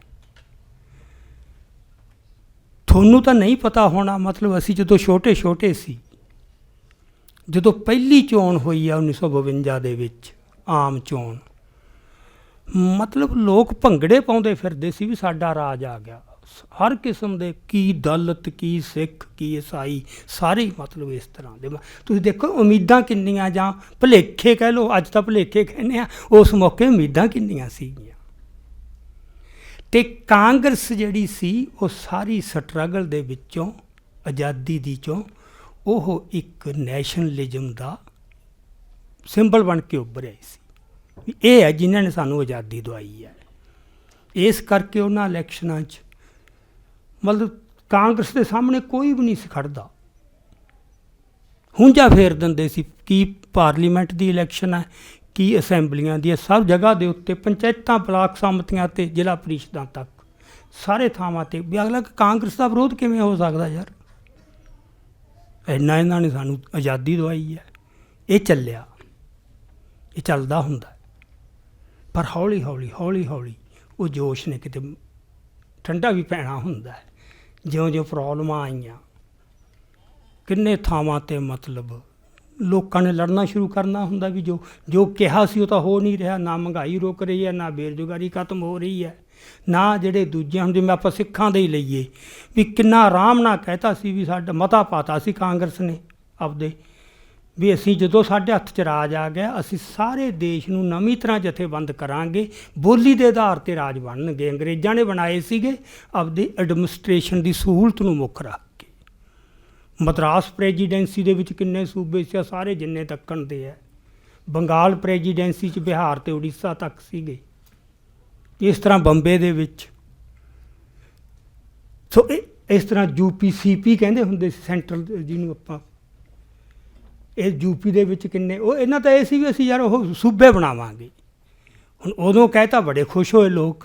ਹੁਣ ਜਦੋਂ ਨਹੀਂ ਬਣੇ ਤਾਂ ਜੱਦੋ ਜਹਿਦ ਕਰਨੀ ਪਈ। ਚਲੋ ਆਂਧਰ ਵਾਲਿਆਂ ਨੂੰ ਵੀ ਮਤਲਬ ਆਪਦਾ ਇੱਕ ਜਿਹੜਾ ਮੇਨ ਲੀਡਰ ਸੀਗਾ ਡਾਕਟਰ ਰਮੁੱਲੂ, ਉਹਨੂੰ ਭੁੱਖ ਹੜਤਾਲ ਮਰਨ ਵਰਤ ਰੱਖਣਾ ਪਿਆ ਅਤੇ ਅਖੀਰ ਨੂੰ ਮੌਤ ਹੋਈ ਉਹਦੀ। ਉਹਦੇ ਮਰਨ ਤੋਂ ਬਾਅਦ ਆਂਧਰਾ ਬਣਿਆ ਸੀ। ਸੋ ਇਸ ਤਰ੍ਹਾਂ ਆਪਾਂ ਨੂੰ ਸਿੱਖਾਂ ਨੂੰ ਕਿੰਨਾ ਕੁਛ ਉਹ ਕਰਨਾ ਪਿਆ। ਮਤਲਬ ਜਦੋਂ ਇਹ ਤਾਂ ਕੁਛ ਕੁ ਸਮੱਸਿਆਵਾਂ ਹਰ ਕਿਸਮ ਦੀਆਂ ਉੱਠਣੀਆਂ ਸ਼ੁਰੂ ਹੋਈਆਂ। ਸੋ 67 ਦੇ ਵਿੱਚ ਦੀ ਇਲੈਕਸ਼ਨ 'ਚ ਪਹਿਲੀ ਵਾਰ ਜਿਹੜੀ ਕਾਂਗਰਸ, ਉਹਨੂੰ ਹਾਰ ਦਾ ਸਾਹਮਣਾ ਕਰਨਾ ਪਿਆ। ਪਾਰਲੀਮੈਂਟ 'ਚ ਮੈਜੋਰਟੀ ਤਾਂ ਰਹਿ ਗਈ, ਪਰ 7 ਸਟੇਟਾਂ ਦੇ ਵਿੱਚੋਂ ਉਹਦੇ ਹੱਥੋਂ ਰਾਜ ਖੁੱਸ ਗਿਆ। ਉਦੋਂ ਬਾਅਦ ਨਹਿਰੂ ਮਰ ਚੁੱਕਿਆ ਸੀ, ਜਿਹੜਾ ਮੇਨ ਲੀਡਰ ਸੀਗਾ। ਪਟੇਲ ਮਰ ਗਿਆ, ਨਹਿਰੂ ਮਰ ਗਿਆ। ਜਿਹੜੇ ਫਿਰ ਅੱਗੇ ਆਏ ਕਰਦੇ ਕਰਾਉਂਦੇ ਇੰਦਰਾ ਗਾਂਧੀ ਦੇ ਹੱਥ 'ਚ ਤਾਕਤ ਆ ਗਈ। ਤਾਂ ਇੰਦਰਾ ਗਾਂਧੀ ਨੇ ਜੋ ਆਪਦੇ ਉਹਦੇ ਟਰੇਟ ਸੀ ਪਰਸਨੈਲਿਟੀ ਦੇ, ਉਹਦੇ 'ਚ ਉਹ ਪ੍ਰੋਬਲਮ ਆਈ। ਉਹ ਸਾਰੀ ਜਥੇਬੰਦੀ ਬੜੀ ਕਮਜ਼ੋਰ ਹੋ ਗਈ, ਬੜੇ ਬੰਦੇ ਟੁੱਟ ਗਏ। ਹੁਣ ਇੱਥੇ ਹੈ ਜਿਹੜੀ ਗੱਲ ਕਿ ਜਿਹੜੀ ਮੇਨ ਇੰਟੈਗਰੇਟਿੰਗ ਇੰਸਟੀਟਿਊਸ਼ਨ ਸੀਗਾ ਇੰਡੀਅਨ ਨੇਸ਼ਨ ਦਾ, ਉਹ ਸੀਗੀ ਕਾਂਗਰਸ, ਜਿਹੜੀ ਹਿਸਟੋਰੀਕਲੀ ਇਵੋਲਵ ਹੋਈ ਉਸ ਸਟਰਗਲ ਦੇ ਵਿੱਚੋਂ। ਉਹ ਸਭ ਤੋਂ ਮੇਨ ਇੰਸਟੀਟਿਊਸ਼ਨ ਸੀ। ਹੋਰ ਪੁਲਿਸ ਨੇ ਨਹੀਂ ਸੀ ਬਚਾਉਣਾ ਦੇਸ਼ ਨੂੰ। ਪੁਲਿਸ 'ਤੇ ਤਾਂ ਫਿਰ ਬਾਅਦ 'ਚ ਨਿਰਭਰ ਹੋਣਾ ਪਿਆ ਨਾ। ਪਹਿਲਾਂ ਤਾਂ ਇਹ ਸੀ ਵੀ ਕਾਂਗਰਸ ਮੀਨਸ ਬਸ ਭਾਰਤ। ਸੋ ਜਦੋਂ ਕਾਂਗਰਸ ਤੋਂ ਲੋਕ ਡਿਸਇਲੂਜਨ ਹੋ ਗਏ, ਕਾਂਗਰਸ ਕਮਜ਼ੋਰ ਹੋ ਗਈ, ਤਾਂ ਉਹਦੇ ਨਾਲ ਫਿਰ ਸਾਰਾ ਕੁਛ ਖਾਤਰੇ 'ਚ ਲੱਗਿਆ ਉਹਨਾਂ ਨੂੰ ਵੀ ਐਂ ਤਾਂ ਦੇਸ਼ ਬਚਣਾ ਨਹੀਂ। ਜੇ ਕਾਂਗਰਸ ਨਹੀਂ ਬਚਦੀ, ਦੇਸ਼ ਨਹੀਂ ਬਚਣਾ। ਐਂ ਲੌਜਿਕ ਚੱਲਦਾ ਹੁੰਦਾ ਹੈ। ਤਾਂ ਜਦੋਂ ਇਹ ਫੀਅਰ ਖੜ੍ਹਾ ਹੋ ਗਿਆ ਵੀ ਦੇਸ਼ ਨਹੀਂ ਬਚਣਾ, ਫਿਰ ਇਨਟੋਲਰੈਂਸ ਬਹੁਤ ਵੱਧਦੀ ਹੈ ਅੰਦਰ, ਜੋ ਕੁਛ ਵੀ ਹੁੰਦਾ ਹੈ। ਸੋ ਉਹ ਇੱਕ ਫਿਰ ਪੀਰੀਅਡ ਸ਼ੁਰੂ ਹੁੰਦਾ ਜਿੱਥੇ ਸਿੱਧੇ ਹੀ ਜ਼ੁਲਮ, ਈਵਨ ਜਿਹੜੇ ਆਰਥਿਕ ਪੱਧਰ 'ਤੇ ਵੀ ਆਪਾਂ ਦੇਖੀਏ ਵੀ ਜੇ ਮਜ਼ਦੂਰ ਕੋਈ ਮੰਗ ਕਰਦੇ ਨੇ ਜਾਂ ਆਪਣੇ ਖੇਤ ਮਜ਼ਦੂਰ ਮੰਗ ਕਰਦੇ, ਉਹਨਾਂ 'ਤੇ ਵੀ ਜ਼ੁਲਮ ਚੱਲ, ਉਹ ਤਾਂ ਇੱਕ ਵੱਖਰਾ ਮਸਲਾ ਹੁੰਦਾ ਹੈ। ਹੁਣ ਜਿੱਥੇ ਜਾ ਕੇ ਕੌਮੀ ਭਾਈਚਾਰਿਆਂ ਦੀ ਗੱਲ ਆਉਂਦੀ ਹੈ, ਉੱਥੇ ਫਿਰ ਇਹ ਸਮੱਸਿਆ ਆਉਂਦੀ ਹੈ ਵੀ ਹਰ ਸਟੇਟ ਨੂੰ ਜਦੋਂ ਉਹ ਨੇਸ਼ਨ ਬਿਲਡਿੰਗ ਦੇ ਰਾਹ 'ਤੇ ਤੁਰਦੀ ਹੈ, ਤਾਂ ਇੱਕ ਮੌਕਾ ਆਉਂਦਾ ਜਿੱਥੇ ਉਹਨੂੰ ਲੱਗਦਾ ਵੀ ਹੋਰ ਅੰਦਰੂਨੀ ਕੰਸੋਲੀਡੇਸ਼ਨ ਪੱਕੇ ਪੈਰੀਂ ਕਰਨ ਵਾਸਤੇ ਉਹ ਤੱਤ ਸਮਾਜ ਦੇ ਜਿਹੜੇ ਸਾਡੇ ਅੰਦਰ ਸਮੋ ਨਹੀਂ ਸਕਦੇ, ਉਹਨਾਂ ਨੂੰ ਕੀ ਕਰੀਏ। ਉਹ 3 ਆਪਸ਼ਨਸ ਹੁੰਦੀਆਂ ਉਹਦੇ 'ਚ। ਨੰਬਰ 1, ਅਸਿਮੀਲੇਟ ਕਰ ਲਓ। ਨੰਬਰ 2, ਐਕਸਪੈਲ ਕਰੋ, ਦੇਸ਼ 'ਚੋਂ ਬਾਹਰ ਭਜਾਓ ਉਹਨਾਂ ਨੂੰ। ਜਿਵੇਂ ਰੋਹਿੰਗੇ ਭਜਾਏ, ਪਰ ਹਰ ਇੱਕ ਨੂੰ ਭਜਾਇਆ ਨਹੀਂ ਜਾ ਸਕਦਾ। ਜਾਊ ਕਿੱਥੇ? ਵੀ ਇੱਥੋਂ ਭਜਾ ਕੇ ਤੁਸੀਂ ਕਿੱਥੇ ਭੇਜ ਦਿਓਗੇ? ਅਗਲੇ ਕੋਲ ਕੋਈ ਗਾਹਾਂ ਥਾਂ ਹੀ ਨਹੀਂ ਹੁੰਦੀ ਸਿਕਿਉਰ। ਉਹ ਫਿਰ ਉਹਨਾਂ ਦਾ ਐਲੀਮੀਨੇਸ਼ਨ। ਸੋ ਅਸਿਮੀਲੇਸ਼ਨ, ਐਕਸਪਲਸ਼ਨ ਅਤੇ ਐਲੀਮੀਨੇਸ਼ਨ, ਇਹ 3 ਆਪਸ਼ਨਸ ਹੁੰਦੀਆਂ। ਇਹਨਾਂ 'ਚੋਂ ਸਭ ਤੋਂ ਕਿਫਾਇਤੀ ਜਿਹੜੀ ਹੈ, ਵਧੀਆ, ਉਹ ਹੈ ਅਸਿਮੀਲੇਸ਼ਨ। ਨਾ ਹਿੰਗ ਲੱਗੇ ਨਾ ਫਟਕੜੀ, ਕੋਈ ਦੋਸ਼ ਨਹੀਂ, ਕੋਈ ਲਹੂ ਨਹੀਂ ਡੁੱਲਣਾ, ਕੁਛ ਨਹੀਂ ਹੋਣਾ, ਕਿਸੇ ਨੂੰ ਜੇਲ੍ਹ 'ਚ ਨਹੀਂ ਦੇਣਾ। ਮੈਂ ਉਹਨੂੰ ਹੌਲੀ ਹੌਲੀ ਅਸਿਮੀਲੇਟ ਕਰ ਲਓ। ਸੋ ਪਹਿਲੀ ਤਾਂ ਉਹਨਾਂ ਦੀ ਪ੍ਰੈਫਰੈਂਸ ਹੁੰਦੀ ਹੈ ਵੀ ਜਿਹੜਾ ਅਸਿਮੀਲੇਟ ਹੋ ਸਕਦਾ ਉਹਨੂੰ ਤਾਂ ਅਸਿਮੀਲੇਟ ਕਰੋ, ਉਹਦੇ ਨਾਲ ਧੱਕਾ ਕਰਨ ਦੀ ਲੋੜ ਹੀ ਕੋਈ ਨਹੀਂ। ਹੁਣ ਜਿਹੜਾ ਅਸਿਮੀਲੇਟ ਨਹੀਂ ਹੋ ਸਕਦਾ, ਉਹਦੇ 'ਤੇ ਫਿਰ ਉਹੀ ਹੁੰਦਾ ਵੀ ਜਾਂ ਐਕਸਪਲਸ਼ਨ ਜਾਂ ਐਲੀਮੀਨੇਸ਼ਨ। ਐਕਸਪਲਸ਼ਨ ਮੈਂ ਦੱਸਿਆ ਵੀ ਹਰ ਇੱਕ ਨੂੰ ਨਹੀਂ ਬਾਹਰ ਕੱਢਿਆ ਜਾ ਸਕਦਾ, ਉੱਥੇ ਫਿਰ ਉਹਨਾਂ ਦੀ ਐਲੀਮੀਨੇਸ਼ਨ। ਹੁਣ ਕੁਛ ਕਮਿਊਨਿਟੀਜ਼ ਤਾਂ ਇਹੋ ਜਿਹੀਆਂ ਹੁੰਦੀਆਂ ਅੰਦਰ, ਜਿਨ੍ਹਾਂ ਨੂੰ ਕਿਸੇ ਹੋਰ ਨੇਸ਼ਨ ਸਟੇਟ ਦੀ ਪ੍ਰੋਟੈਕਸ਼ਨ ਹੁੰਦੀ ਹੈ, ਉਹਨਾਂ ਦਾ ਬਚਾਅ ਇਸ ਤਰ੍ਹਾਂ ਹੋ ਜਾਂਦਾ। ਜਿਵੇਂ ਕੋਸੋਵੋ ਦੇ ਵਿੱਚ ਜਿਹੜੇ ਅਲਬਾਨੀਅਨ ਸੀ ਉਹ ਮਿਨੋਰਟੀ 'ਚ, ਪਰ ਅਲਬਾਨੀਆ ਸਟੇਟ ਸੀਗੀ ਗੁਆਂਢ 'ਚ ਬੈਠੀ, ਜਿਹਦੇ ਕਰਕੇ ਉਹਨਾਂ ਨਾਲ ਕੋਈ ਬਹੁਤਾ ਨਹੀਂ ਉਹ ਕਰ ਸਕੇ। ਇਸੇ ਤਰ੍ਹਾਂ ਟਰਕੀ ਦੇ ਵਿੱਚ ਜਿਹੜੇ ਗਰੀਕ ਸੀਗੇ, ਗਰੀਕ ਸਟੇਟ ਸੀ, ਉਹ ਗਰੀਸ ਉਹਨਾਂ ਨੂੰ ਬਚਾਉਂਦਾ ਸੀਗਾ, ਜਿਹਦੇ ਕਰਕੇ ਗਰੀਕ ਘੱਟ ਮਾਰੇ ਗਏ, ਉਹਨਾਂ ਦਾ ਤਬਾਦਲਾ ਹੋ ਗਿਆ, ਸਮਝੌਤਾ ਹੀ ਹੋ ਗਿਆ ਟਰਕੀ ਅਤੇ ਗਰੀਸ 'ਚ, ਵੀ ਤੁਸੀਂ ਸਾਡੇ ਇੱਧਰ ਭੇਜ ਦਿਓ, ਅਸੀਂ ਤੁਹਾਡੇ ਇੱਧਰ ਭੇਜ ਦਿੰਦੇ ਹਾਂ, ਸਮਝੌਤਾ ਹੀ ਹੋ ਗਿਆ। ਉਹ ਬਿਨਾਂ ਕੋਈ ਬੰਦਾ ਮਾਰੇ ਬੜੇ ਠੀਕ ਢੰਗ ਨਾਲ ਉਹਨਾਂ ਨੇ ਉਹਨਾਂ ਨੂੰ ਭੇਜਤਾ। ਸੋ ਜਿਹਨੂੰ ਕੋਈ ਪ੍ਰੋਟੈਕਟ ਕਰਨ ਵਾਲਾ ਵੀ ਨਹੀਂ, ਉਹਦੇ ਸਾਹਮਣੇ ਤਾਂ ਫਿਰ ਐਲੀਮੀਨੇਸ਼ਨ ਦਾ ਖਤਰਾ ਹੀ ਹੁੰਦਾ ਹੈ। ਉਹ ਸਭ ਤੋਂ ਵੱਧ ਖਤਰੇ ਮੂੰਹ ਉਹ ਹੁੰਦੀ ਹੈ, ਉਹ ਵਰਗ ਹੁੰਦਾ ਹੈ ਵੀ ਜਾਵਾਂਗੇ ਕਿੱਥੇ, ਗਾਹਾਂ ਢੋਈ ਕੋਈ ਨਹੀਂ ਮਿਲਦੀ। ਕਸ਼ਮੀਰੀ ਸਾਡੇ ਨਾਲੋਂ ਬੈਟਰ ਪੋਜੀਸ਼ਨ 'ਚ ਨੇ, ਕਿਉਂਕਿ ਉਹਨਾਂ ਨੂੰ ਓਪਨਲੀ ਪ੍ਰੋਟੈਕਟ ਕਰਨ ਵਾਲੀ ਪਾਕਿਸਤਾਨੀ ਸਟੇਟ ਹੈਗੀ ਹੈ। ਜੇ ਬਿਲਕੁਲ ਹੀ ਕੋਈ ਇਹੋ ਜਿਹੀ ਗੱਲ ਆ ਪਵੇ ਤਾਂ ਮਤਲਬ ਉਹ ਇੰਟਰਵੀਨ ਕਰਨਗੇ, ਜਾਂ ਹੋਰ ਸਟੇਟਸ ਵੀ ਹੈਗੀਆਂ। ਸੋ ਸਾਡੀ ਜਿਹੜੀ ਹਾਲਤ ਹੈ ਉਹ ਇਹ ਸੀ 84 ਦੇ ਵਿੱਚ, ਵੀ ਕੋਈ ਵੀ ਸਟੇਟ ਦੁਨੀਆ ਦੀ ਕੋਈ ਵੀ ਉਹ ਓਪਨਲੀ ਇਸ ਤਰ੍ਹਾਂ ਨਹੀਂ ਸੀ ਆ ਸਕਦੀ ਸਾਡੇ ਉਹਦੇ ਵਿੱਚ। ਸੋ ਇਹ ਹੈ ਜਿੱਥੇ ਮੈਂ ਜੈਨੋਸਾਈਡਲ ਇੰਪਲਸ, ਉਹਦਾ ਆਧਾਰ ਕੀ ਹੈ ਕਿ ਅਸੀਂ ਇੱਕ ਨੇਸ਼ਨ ਬਣਾਉਣੀ ਹੈ, ਮੋਨੋਲਿਥਿਕ ਨੇਸ਼ਨ, ਇੱਕ ਗੁੰਦਮੀ ਕੌਮ ਜਿਹਦੇ 'ਚ ਕੋਈ ਤਰੇੜਾਂ ਨਾ ਹੋਣ। ਸੋ ਜਿਹੜੇ ਫਿਰ ਉਹ ਤਰੇੜਾਂ ਦਿਸਦੀਆਂ ਉਹ ਮੇਟਣੀਆਂ ਉਹਨਾਂ ਨੇ, ਉਹਦੇ 'ਚ ਐਲੀਮੀਨੇਸ਼ਨ ਦੀ ਲੋੜ ਖੜੀ ਹੁੰਦੀ ਹੈ। ਜਿੰਨਾ ਚਿਰ ਸੰਕਟ ਨਹੀਂ ਆਉਂਦਾ ਬੜੇ ਚੰਗਾ ਸਭ ਕੁਛ, ਬੜੇ ਜਮਹੂਰੀ ਆ, ਕੋਈ ਜ਼ੁਲਮ ਵੀ ਨਹੀਂ, ਕੋਈ ਕੁਛ ਨਹੀਂ ਕਰਨਾ ਪੈਂਦਾ। ਸੋ ਪ੍ਰੋਬਲਮ ਆਉਂਦੀ ਹੈ ਸੰਕਟ ਪੈਣ 'ਤੇ, ਜਿੱਥੇ ਉਹਨਾਂ ਨੂੰ ਫਿਰ ਲੱਗਣ ਲੱਗ ਜਾਂਦਾ ਵੀ ਇਹ ਤਾਂ ਹੁਣ ਦੇਸ਼ ਹੀ ਖਤਰੇ 'ਚ ਪੈ ਗਿਆ, ਵੀ ਐਂ ਤਾਂ ਇਹ ਖਿੰਡੀ ਜਾਊ, ਪਤਾ ਨਹੀਂ ਇਹਦੇ ਕਿੰਨੇ ਹਿੱਸੇ ਬਣ ਜਾਣਗੇ। ਅਤੇ ਜਿਹੜੀ ਵੀ ਸਟੇਟ ਸਾਹਮਣੇ ਇਹ ਸਵਾਲ ਖੜ੍ਹਾ ਹੋ ਜਾਵੇ ਵੀ ਇਹ ਤਾਂ ਪਤਾ ਹੀ ਨਹੀਂ, ਇਹ ਤਾਂ ਦੇਸ਼ ਹੀ ਟੁੱਟ ਜੂ, ਉਹ ਤਾਂ ਫਿਰ ਸਿਰੇ ਬੁਰੇ ਦੇ ਘਰ ਤੱਕ ਵੀ ਜਾਊ ਨਾ, ਉਸ ਨੌਬਤ ਤੋਂ ਬਚਾਉਣ ਵਾਸਤੇ। ਉਹ ਪੁਆਇੰਟ ਹੁੰਦਾ ਜਿੱਥੇ ਜਾ ਕੇ ਉਹਨਾਂ ਨੂੰ, ਹਾਲਾਂਕਿ ਉਹਨਾਂ ਨੂੰ ਪਤਾ ਹੁੰਦਾ ਵੀ ਇਹ ਕੌਮਾਂਤਰੀ ਤੌਰ 'ਤੇ ਪ੍ਰਵਾਨਿਤ ਨਹੀਂ ਚੀਜ਼, ਵੀ ਸਟੇਟ ਹੀ ਪੱਖਪਾਤੀ ਹੋ ਕੇ ਕਿਸੇ ਇੱਕ ਭਾਈਚਾਰੇ ਨੂੰ ਜਾਂ ਕੌਮ ਨੂੰ ਇਸ ਤਰ੍ਹਾਂ ਕਤਲ ਕਰਨ ਲੱਗ ਜੇ ਜਾਂ ਕਤਲ ਕਰਨਾ ਅਲਾਓ ਕਰੇ। ਉਹਨਾਂ ਨੂੰ ਪਤਾ ਹੈ ਇਹ ਵੀ ਜਵਾਬਦੇਹ ਹਾਂ ਅਸੀਂ ਕੌਮਾਂਤਰੀ ਕਾਨੂੰਨ ਅੱਗੇ ਵੀ ਅਤੇ ਕੌਮਾਂਤਰੀ ਭਾਈਚਾਰੇ ਅੱਗੇ ਵੀ। ਜੇ ਕਾਨੂੰਨ ਨਹੀਂ ਵੀ ਬਣਿਆ ਹੋਇਆ, ਅੱਜ ਇਹ ਵੈਲਿਊ ਤਾਂ ਸਥਾਪਿਤ ਹੋ ਗਈ ਨਾ ਵੀ ਯਾਰ ਧਰਮ ਜਾਂ ਜਾਤ ਜਾਂ ਨਸਲ ਦੇ ਆਧਾਰ 'ਤੇ ਕਿਸੇ ਨਾਲ ਇਹ ਨਹੀਂ ਕੀਤਾ ਜਾ ਸਕਦਾ। ਉੱਥੋਂ ਫਿਰ ਡਿਨਾਇਲ ਵੀ ਇਸ ਤਾਂ ਕੀਤਾ ਹੀ ਨਹੀਂ, ਉਹ ਚੱਲ ਜਿਹੜੇ ਸਾਰੇ ਉਹ ਵੱਖਰੇ ਨਿਕਲਦੇ। ਸੋ ਇਸ ਕਰਕੇ ਜਿੱਥੇ ਮੈਂ ਗੱਲ ਕੀਤੀ ਸੀ ਕਿ ਜੜ ਕੀ ਹੈ, ਜੜ ਜਿਹੜਾ ਨੋਸ਼ਨ ਹੈ ਨੇਸ਼ਨ ਦਾ ਹੀ ਆਪਦੇ ਆਪ 'ਚ, ਜਿਹੜਾ ਇਤਿਹਾਸ ਦੇ ਇੱਕ ਖਾਸ ਪੜਾਅ 'ਤੇ ਜਾ ਕੇ ਆਇਆ। ਉਦੋਂ ਪਹਿਲਾਂ ਵੀ ਤਾਂ ਲੋਕ ਰਹਿੰਦੇ ਸੀ, ਵੱਸਦੇ ਸੀ, ਕਿ ਸੱਭਿਅਤਾਵਾਂ ਹੁੰਦੀਆਂ ਸੀ, ਭਾਈਚਾਰੇ ਹੁੰਦੇ ਸੀ, ਪਰ ਉਹਨਾਂ ਨੂੰ ਕੋਈ ਨੇਸ਼ਨ ਦੇ ਤੌਰ 'ਤੇ ਵੀ ਅਸੀਂ ਇੱਕ ਨੇਸ਼ਨ ਆ ਅਤੇ ਇੱਕ ਨੇਸ਼ਨ ਬਿਲਡ ਕਰਨੀ ਆ ਅਸੀਂ, ਅਤੇ ਨੇਸ਼ਨ ਸਟੇਟ ਬਣਾਉਣੀ ਹੈ, ਇਹ ਪ੍ਰੋਜੈਕਟ ਹੈ ਨਹੀਂ ਸੀ। ਜਿਹਦੇ ਕਰਕੇ ਉਦੋਂ ਬੜੀਆਂ ਲਿਬਰਲ ਸਟੇਟਸ ਜਾਂ ਰਾਜ ਵੀ ਇਹੋ ਜਿਹੇ ਹੁੰਦੇ, ਜਾਂ ਇਹ ਕਹਿ ਲਓ ਉਦੋਂ ਰਾਜੇ ਹੀ ਹੁੰਦੇ ਸੀ ਨਾ। ਜੇ ਰਾਜਾ ਦਿਆਲੂ ਹੈ ਤਾਂ ਸਭ ਕੁਛ ਠੀਕ ਹੈ, ਕਿਸੇ 'ਤੇ ਨਹੀਂ ਹੁੰਦਾ ਇਸ ਤਰ੍ਹਾਂ ਦਾ। ਸੋ ਜੜ ਇੱਥੇ ਪਈ ਹੈ ਦੀ ਆਈਡੀਆ ਆਫ ਨੇਸ਼ਨ। ਜਦੋਂ ਜਿਹੜਾ ਪ੍ਰੋਜੈਕਟ ਕੱਢ ਲਿਆ ਨਾ ਇਹ ਐਨਲਾਈਟਨਮੈਂਟ ਤੋਂ ਬਾਅਦ ਵੀ ਦੁਨੀਆ ਨੂੰ ਇਸ ਤਰ੍ਹਾਂ ਜਥੇਬੰਦ ਕਰੋ ਅੱਡ ਅੱਡ ਨੇਸ਼ਨਸ ਦੇ ਤੌਰ 'ਤੇ ਅਤੇ ਨੇਸ਼ਨ ਸਟੇਟ ਦੇ ਤੌਰ 'ਤੇ। ਨੇਸ਼ਨਸ ਦੇ ਤੌਰ 'ਤੇ ਤਾਂ ਚਲੋ ਠੀਕ ਹੈ ਡਿਫਾਈਨਡ,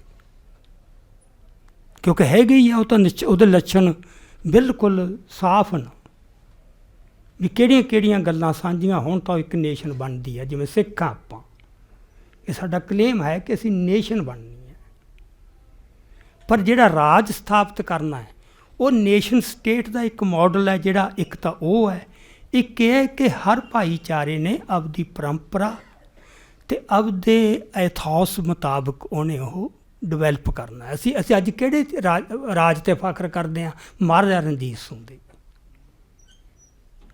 ਹੁਣ ਉੱਥੇ ਆਪਾਂ ਨੂੰ ਪਤਾ ਹੈ ਵੀ ਉਹਨੇ ਕੋਈ ਵਿਤਕਰਾ ਨਹੀਂ ਕੀਤਾ, ਕਿਸੇ ਨੂੰ ਉਹ ਨਹੀਂ ਕੀਤਾ, ਬਦਲਾਖੋਰੀ ਦੀ ਕੋਈ ਗੱਲ ਨਹੀਂ। ਹਾਲਾਂਕਿ ਇੱਕ ਸਦੀ ਜ਼ੁਲਮ ਇੰਨੇ ਝੱਲੇ ਹੋਣ, ਇੰਨੇ ਤਾਜ਼ੇ ਵੀ ਗਲਾਂ 'ਚ ਹਾਰ ਪਾਏ ਬੱਚਿਆਂ ਦੇ ਟੋਟੇ, ਹੈ ਨਾ, ਜਾਂ ਸਾਰਾ ਬੋਟੀ ਕਰਕੇ ਉਹਨਾਂ ਦੇ ਕਤਲ ਕੀਤੇ ਗਏ। ਜਦੋਂ ਇੰਨਾ ਕੁਛ ਇੱਕ ਸਦੀ ਚੱਲਿਆ ਹੋਵੇ ਤਾਂ ਜਦੋਂ ਤਾਕਤ ਆਉਂਦੀ ਅਗਲਾ ਕਹਿੰਦਾ ਹੁਣ ਬਦਲੇ ਲਓ ਇਹਨਾਂ ਤੋਂ। ਉਹ ਬਦਲੇ ਲੈਣ ਦੀ ਗੱਲ ਨਹੀਂ ਆਈ। ਕਿਉਂ? ਕਿਉਂਕਿ ਸੇਧ ਕਿੱਥੋਂ ਆ? ਕਿਤੇ ਉਹ ਗੁਰਬਾਣੀ ਤੋਂ ਆ। ਜਿਹੜਾ ਤੁਹਾਨੂੰ ਰੋਕਦਾ ਨਾ, ਇੱਕ ਤਾਂ ਕਾਨੂੰਨ ਰੋਕਦਾ ਹੈ। ਆਪਣੇ ਤੁਸੀਂ ਆਮ ਦੇਖੋ ਵੀ ਯਾਰ ਇਹ ਸਿੱਖ ਦਾ ਧਰਮ ਨਹੀਂ, ਸਿੱਖਾਂ ਹੀ ਨਹੀਂ ਕਰ ਸਕਦਾ। ਮੈਨੂੰ ਪਤਾ ਖਾੜਕੂ ਲਹਿਰ ਵੇਲੇ ਜਦੋਂ ਹਿੰਦੂ ਮਾਰੇ ਜਾਂਦੇ ਸੀ, ਆਮ ਲੋਕਾਂ ਦਾ ਪ੍ਰਤੀਕਰਮ ਹੁੰਦਾ ਸੀ ਯਾਰ ਇਹ ਸਿੱਖਾਂ ਵਾਲਾ ਕੰਮ ਤਾਂ ਹੈ।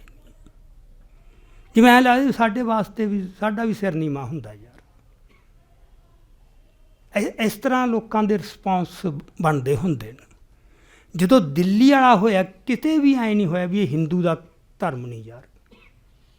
ਕਿਸੇ ਨੇ ਨਹੀਂ ਕਿਹਾ ਵੀ ਇਹ ਧਰਮ ਹਿੰਦੂ ਦਾ ਨਹੀਂ। ਸੋ ਇਹ ਫਰਕ ਹੈ। ਸੋ ਜਿਹੜੀ ਸਾਡੀ ਸਟੇਟ ਹੋਊਗੀ ਉਹ ਸਾਡੀ ਜੋ ਗੁਰਬਾਣੀ ਦੇ ਵਿੱਚ ਹੈਗੇ ਆ, ਆਪਣੇ ਕਹਿ ਲਓ ਕਿ ਉਦੇਸ਼ ਜਾਂ ਆਦਰਸ਼ ਜਾਂ ਵੈਲਿਊਜ਼, ਜੇ ਉਹ ਤੋਂ ਉਹ ਨਹੀਂ ਲਊਗੀ ਸੇਧ ਅਤੇ ਬਾਕੀ ਨੇਸ਼ਨ ਸਟੇਟਸ ਵਾਂਗੂ ਹੀ ਚੱਲੂ, ਫਿਰ ਤਾਂ ਉਹਨੂੰ ਉਹੀ ਕੁਛ ਕਰਨਾ ਪੈਣਾ ਜੋ ਦੂਜੀਆਂ ਕਰਦੀਆਂ। ਸੋ ਜਦੋਂ ਅਸੀਂ ਕਹਿੰਦੇ ਹਾਂ ਕਿ ਸਾਡਾ ਸਭ ਕੁਛ ਨਿਆਰਾ ਹੈ, ਬਾਕੀ ਦੁਨੀਆ ਨਾਲੋਂ ਸਭ ਕੁਛ ਹੀ ਸਾਡਾ ਨਿਆਰਾ ਹੈ, ਤਾਂ ਉਹਦੇ 'ਚ ਇਹ ਹੈ ਵੀ ਸਾਡਾ ਰਾਜ ਵੀ ਨਿਆਰਾ ਸੀ, ਸਥਾਪਿਤ ਹੋਇਆ, ਜਿਹਦੇ ਬਾਰੇ ਅੱਜ ਦੁਨੀਆ ਮੰਨ ਗਈ।